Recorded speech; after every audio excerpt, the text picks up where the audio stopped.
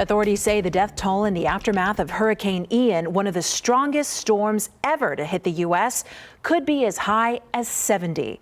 Rescuers are searching again today for survivors among the Florida homes ruined by the massive storm, as hundreds of thousands of Floridians remain without power. And in South Carolina, people are assessing damage from Ian's strike there. Chris Hoffman is in Northport, Florida, with the latest on the rescue and recovery.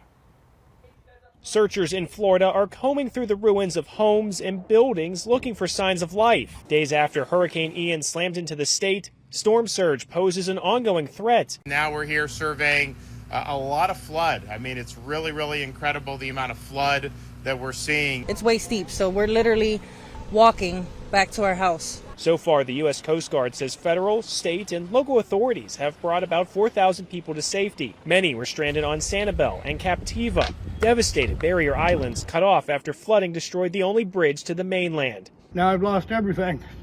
Everything, my life savings, everything, my tools, everything. We have already started the planning efforts for what it's going to take to rebuild these communities. Even with a couple of days of sun, many roads still look like this in the Northport area.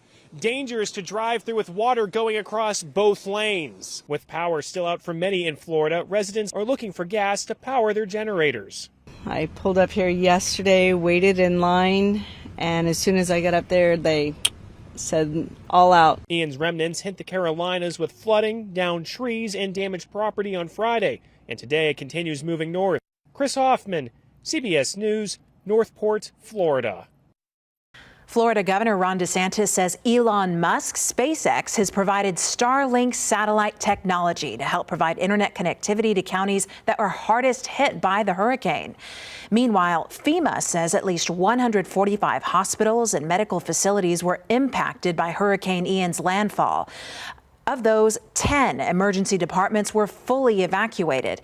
The American Red Cross says about 10,000 people remain in Florida shelters today. Meanwhile, San Antonio is lending a helping hand in Florida. Workers from CPS Energy arrived in the Sunshine State just a couple of days ago to help wherever they are needed. Here are some pictures shared just a couple of hours ago. Crews focused their efforts in the Lakeland area, restoring power for customers there.